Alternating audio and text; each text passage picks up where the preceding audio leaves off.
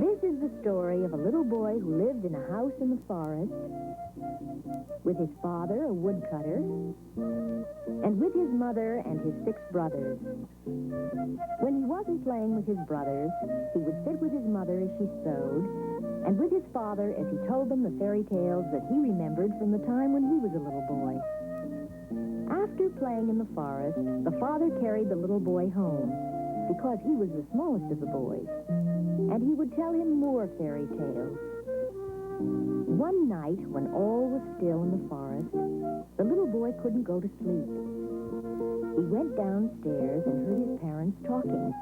"We haven't enough food to feed our 7 boys," the mother said. "You must take them out into the forest and leave them. They will have to learn how to find roots and berries to feed themselves." The little boy said to himself, "Why, this is just like the Hansel and Gretel story." And like Hansel, he went out into the moonlight and collected stones and put them in his pocket. He went to bed and to sleep, confident he had a plan that would lead himself and his brothers home. The next morning, with a sad face, the father led his sons out of the house. The smallest boy walked last. As he walked, he dropped along the path the pebbles he had collected the night before. It was night by the time they arrived in the middle of the forest. After the father had kissed them and left, all the boys were frightened, except the smallest boy. "I shall get us home," he declared. "Just like Hansel, I left a path of pebbles. See them dazzling in the moonlight?" And sure enough, they followed the pebbles, and by morning they saw their own house. Again, the smallest boy sat at the table with his father and mother. But the father told no fairy tales. He sat silent and sad. This time, when the father took his sons out into the forest, the smallest boy had taken a piece of bread with him. He threw crumbs along the path, just as Hansel had done, to lead them back home. Alas, he had forgotten that in the Hansel and Gretel story, the birds had eaten all the crumbs that Hansel had dropped on the path. When the smallest boy went to look for the crumbs, after his father had left him and his brothers deep in the forest, they were all gone. He refused to be discouraged. He climbed up a tree to look for their house. He didn't see their own house, but far away in the moonlight, he did see a house that was brightly lit. "Climb up here," he called to his brothers. "I can see a house from here."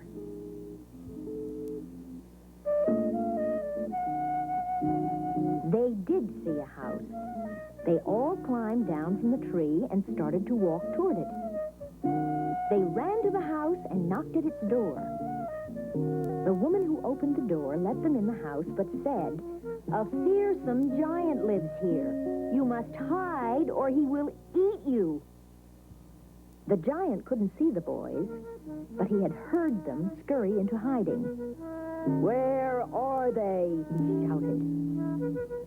The woman didn't answer him, but she gave him such a tremendous dinner of a whole steer that he went to sleep and the boys escaped. But when the morning came, the giant took up his sharp knife and went to look for them. He looked for them through the day and into the sunset. All through the forest he searched for them. He was so determined to find them, he walked all through the night. At last, he came so close to them that the boys heard his heavy footsteps. They hid behind the trunks of trees. The giant was so weary of looking for them that he slumped down against a tree and went right off to sleep. "Why," said the smallest boy, "he is the giant with the 7-league boots. I'll take them. Then he can't take those big 7-league steps. But I can." And the smallest boy put on the giant's boots and with one step was out of sight. He leaped through the night in the magic boots, just like the giant with the 7-league boots in the fairy tale. He took giant steps all through the day. He raced along until he came to the gates of a great castle. The guards at the gates saw him and took him to the king of the castle. "You have the dreadful giant's boots on," said the king. "They will let you go everywhere faster than light. So I shall make you my official messenger." The smallest boy went hither and yon, uphill and down, with messages from the king. He also found his brothers and led them back to the king's palace. The king was so grateful to the smallest boy for all the errands he had run for him in the giant's 7-league boots that he rewarded him with a bag of gold and sent him home. The woodcutter and his wife were happy to see all their sons again, and happy to see all that glittering gold. "How did you ever find your way home?" asked the mother. "And how did you get all those gold pieces?" The smallest boy smiled. "I remembered the fairy tales Father told me," he said.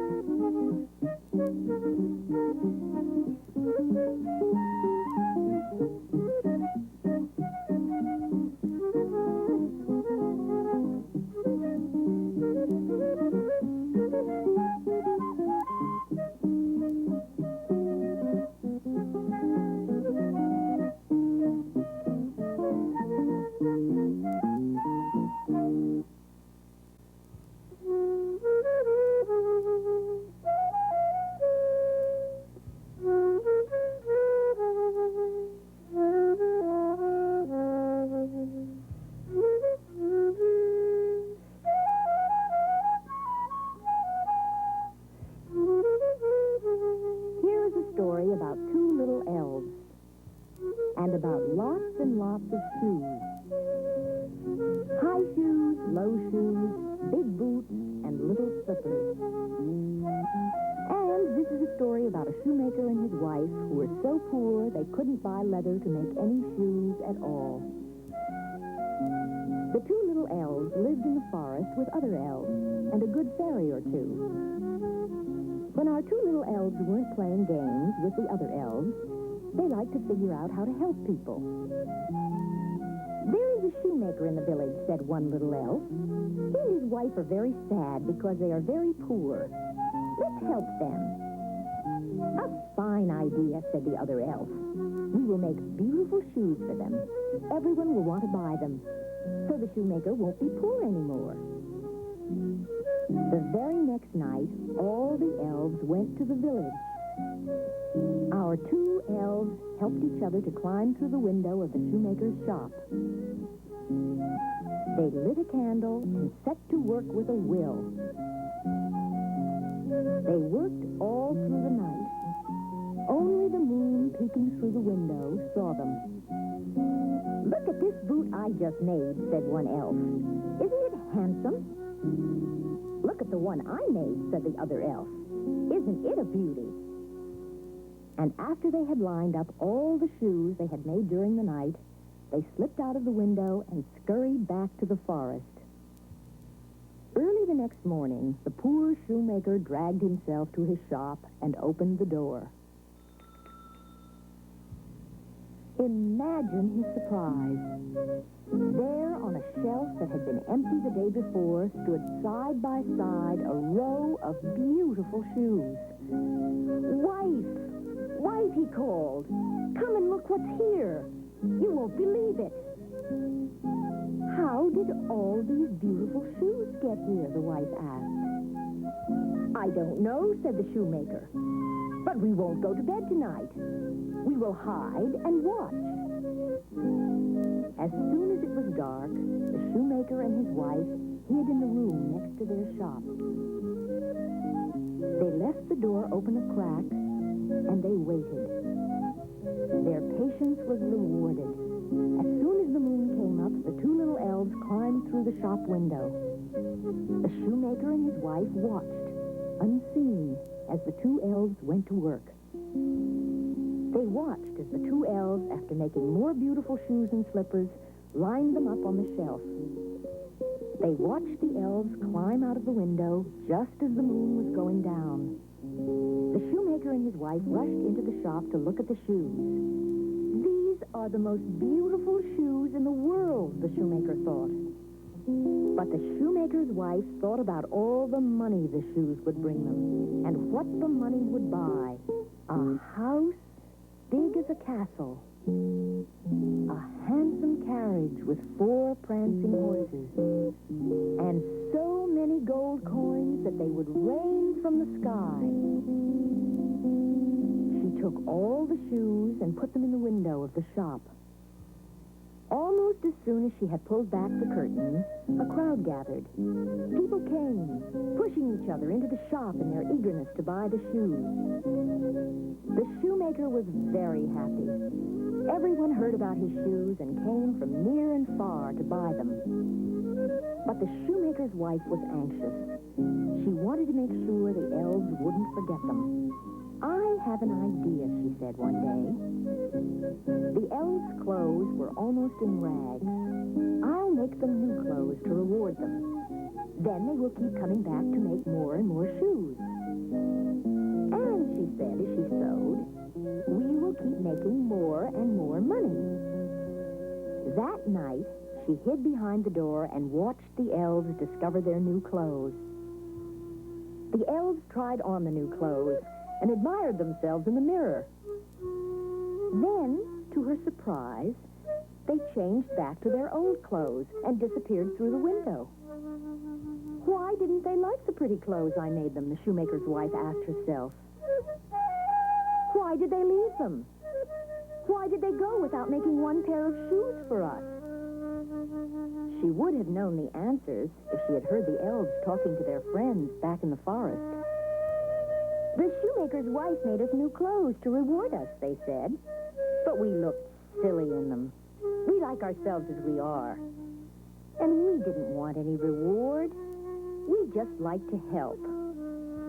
The elves never came back to the shop. The shoemaker was unhappy. The shoemaker's wife was even more unhappy. Don't cry, wife, said the shoemaker. There must be something I can do. But the shoemaker's wife sat and cried. Suddenly, the shoemaker clapped his hands to his head. Why, of course. That's the answer, he exclaimed. The elves showed me new ways to make new shoes. I will follow their pattern. And he immediately went to work on a bright blue pair of shoes. His wife put the shoes he made in the window. His customers came flocking back again into his shop. He and his wife became rich again, thanks to the 2 little elves who wanted to help.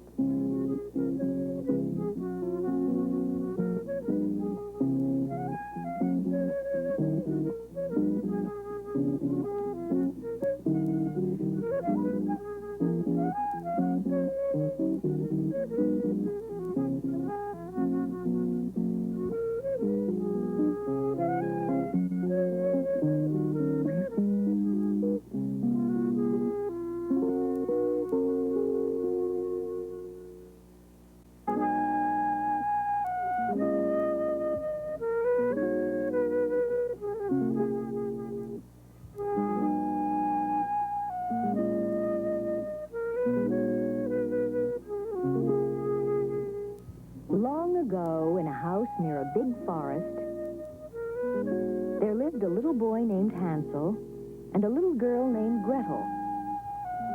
They lived with their father, who was a woodcutter, and with their stepmother, who worried all the time. They were very poor, and often they didn't have enough to eat. Hansel and Gretel didn't worry. They were happy to be together and with their father. But their father worried. After they had all gone to bed one night, he said to his wife, "We have no more money to buy any more food. What are we going to do?" "I'll tell you what we are going to do," said his wife. We are going to take Hansel and Gretel out into the woods and leave them there. The children were still awake. They heard her dreadful words. They heard their father say, "We cannot leave our children in the woods. The wild animals might eat them. Better that they be eaten than you and I should starve to death," answered his wife.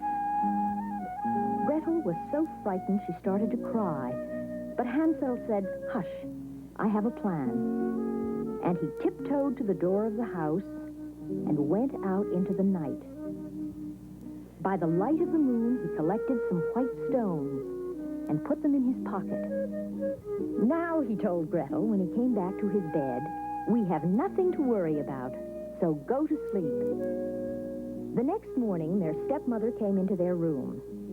"Get up, you lazy oafs. It's time you went to work in the forest." She gave Gretel one piece of bread. "You will have to divide it between you and Hansel," she said. "It's all we have." They all left the house to walk along the path through the forest. Hansel walked behind the other three. As he walked, he dropped the white pebbles he had put in his pocket the night before. As he looked back, he could see the pebbles on the path. When they all came to the middle of the forest, the father built a big fire. "Lie down and rest," his wife said to Hansel and Gretel, "while we work." And she walked away. The father went with her. He looked back sadly at the children he loved. The children went to sleep. They didn't wake up until it was very dark in the forest. Gretel was afraid. But Hansel said, "See the pebbles I dropped on the path? They shine like bright pennies in the moonlight. They will lead us home." And sure enough, Hansel and Gretel followed the pebbles, and they led the children straight back to their little house. When the stepmother opened the door, she was amazed to see them, and disappointed.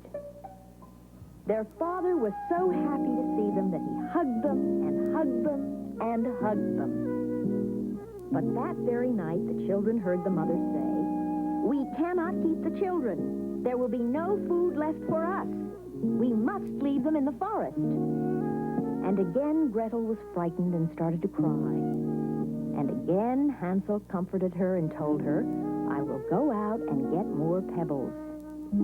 But this time, he found the door was locked. The next morning, when the mother gave them a piece of bread to share, Hansel put it in his pocket. And as the family walked into the forest, he dropped crumbs of the bread behind him on the path. The father built a fire. "Rest while we work," his wife said to the children. And she and the father left them alone in the forest. Gretel was afraid, but Hansel said, "In the morning we will follow the path of the crumbs I dropped, and they will lead us home." And they went to sleep in the hollow of a big tree. But when they woke up in the morning, there were no crumbs on the path to lead them back home. The birds had found them and carried them all away. Poor Hansel and Gretel. Hansel took Gretel's hand and said, "Be brave. Somehow we will find a way out of the forest." They walked and they walked and they walked, until suddenly in front of them, a beautiful little house appeared. Its roof was made of cookies, and its walls were made of candy wafers. Hansel and Gretel broke off pieces of the wall and started to eat them. They had filled their mouths with luscious bits of candy when they heard a voice cackle, "Aye, aye, my little ones. Are you so hungry? Eat then, eat." They looked up to see a bent old lady with a long nose and a longer chin. She led them into her house and said, "Sit down, little ones. I will bring you more good things to eat. After you have eaten all you want, I have soft white beds for you to sleep in. I'm a nice old lady who likes little children. You have probably guessed already, she was not a nice old lady. She was a witch, and she ate little children for breakfast and dinner. She locked Hansel in a cage to fatten him up. She commanded Gretel to help her cook the food for Hansel to make him round and juicy. She gave Hansel a whole chicken to eat each day. After a few days, she told Hansel, "Give me your finger. Let me see how fat you've gotten." But Hansel knew that witches can't see well, so he gave her a chicken bone to feel instead. "He's not fat enough," said the witch to herself, and gave Hansel another whole chicken to eat. After a week, the witch said, "Fatter or thinner, I'll have Hansel for dinner." And she told Gretel, "Put your head inside the oven to see if it's hot enough." But Gretel said, "You had better put your head inside the oven, for I wouldn't know how hot it's supposed to be." "Foolish girl," grumbled the witch as she stuck her head in the oven. They were the last words she ever said. For Gretel picked up a big stick and pushed the witch all the way into the oven. Then she slammed the door. Gretel ran to let Hansel out of his cage. On the way out, by the light of the lantern, what do you think they found? A fortune in jewels. They discovered boxes and trunks and barrels of precious jewels, crowns and necklaces and bracelets of diamonds and rubies and emeralds. Hansel filled his pockets with all the jewels they would hold. Gretel filled her apron with all that it would hold, and they started to run through the forest. They came to a bright blue lake. "I think our house is on the other side of this lake," said Hansel. "But how can we get across it?" A friendly swan came gliding up to them. "I will be your boat," she offered. After she had carried them across the lake, they saw the path that led to their house. And there they were, home again. They rushed through the door to find their father alone. The stepmother had left. "Father," they cried, "look at the jewels we have brought you. You will be a rich man." Their father hugged them as he said, "I am a rich man now to have my dear children back home.